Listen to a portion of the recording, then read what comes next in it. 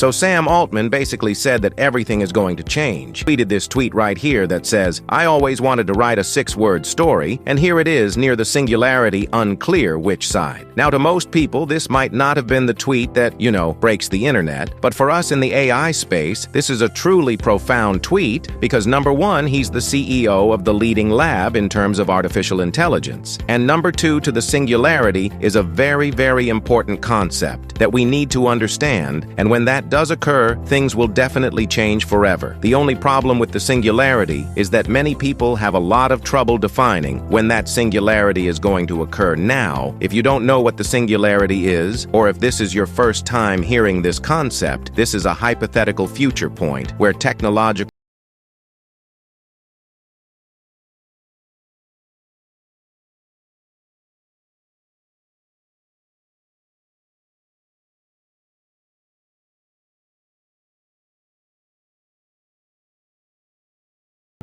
progress in ways that we can't predict or comprehend. Now, this diagram that you can all see on screen is essentially showing you guys how this happened. So you can see that as time moves along, human intellect stays pretty much the same. It slowly increases over the time with, of course, modern medicine. But then we have the invention of the computer, and slowly but surely, there comes a point where machine intelligence surpasses human intelligence and starts to rapidly accelerate. And that is where we get this intellectual level slow graph going completely vertical. And this is something that many have theorized. Now, there are many different things that happen when the singularity happens, but there is a lot of debate about this. But arguably, it is probably the most important point in the future that we need to understand. Because after that point, the reason that people call it the singularity, it's quite hard to predict what happens because, as you know, in space, when you have a black hole, you don't really know what goes on beyond the event horizon, and that's why they call it the singularity. And when you start to truly understand that we are entering a period of our time where it is possible that we could have the singularity, I think we have to understand that this is probably going to be the most important time because we truly don't even know what occurs. Now, of course, you might be thinking, so nobody knows what occurs. Well, not exactly, because some individuals like Ray Kurzweil have actually been trying to predict with remarkable accuracy the rate of development and things going on in the futurist world. So, things like AI computing, advanced technologies. These are the kind of things that Ray Kurzweil has been predicting for some time. This guy is a renowned American inventor, computer scientist, and futurist, known for, pioneering advancements in pattern recognition, technologies, AI, and human-computer interaction, and he's actually made significant contributions to the technology now when it comes to his predictions about the singularity, and he's one of the most respected people when it comes to discussing this topic, is that he actually predicts the singularity will occur by 2045. And so when we do get statements from people like Sam Altman that clearly state near the singularity, that kind of gives us a wake-up call, because if there was a future moment, which is 2045, where we were thinking, oh, okay, that's a very long time away and we don't need to start panicking about it now, but then Sam Altman is like, hey, we're actually near the singularity. One of the leading labs, the CEO, said that it's actually a really big wake-up call. And one of his key predictions was the fact that we will get AGI by 2029. And as every year goes on, his predictions start to become a lot more grounded in reality as we start to see the development in technology. And it's really important you guys understand what the singular is, because it's something that pretty much changes everything here. He is in an interview talking about 2045. And of course, as technology is developing, it's quite likely that that timeline may change. But of course, according to some sources, his prediction accuracy is around 80 to 90%. 2045 is a little bit different than AGI. AGI is basically equivalent to one human, a very good human that knows everything, but it's basically one human. We'll be able to multiply our intelligence about 1 million-fold by 2045, and that's what we call the singularity. It's not just becoming capable of being one human, but really have a knowledge of basically 1 million humans by 2045. And that's so difficult that we borrow this metaphor from physics and call it a singularity.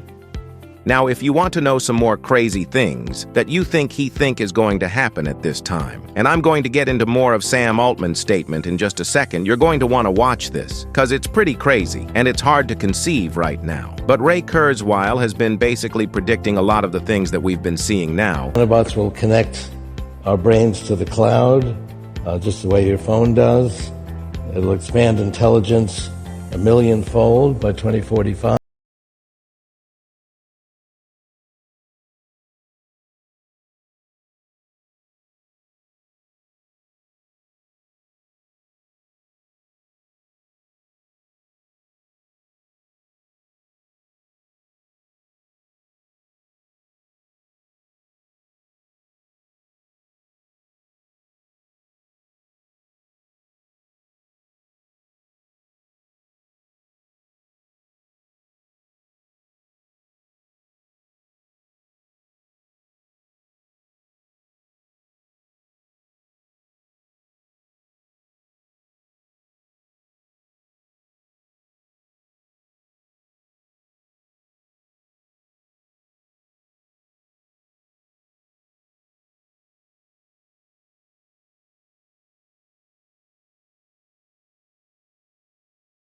That there is a red line that goes all the way up. The problem with the singularity is that we don't know when this occurs, and obviously, if there was like a superintelligent AI that just started doing incredible things, that is of course probably the moment that we would think that the singularity may have occurred, but it is very hard to pinpoint when this point is happening. And as Sam Altman says, there is the impossibility of knowing when the critical moment in the takeoff is actually occurring. Now, interestingly, Sam Altman has actually spoken about this before a few years ago in 2023. He said short timelines and slow takeoff will be a pretty good call, I think, but the way people define the start of the takeoff may make it seem otherwise. Essentially, what he's talking about here is how the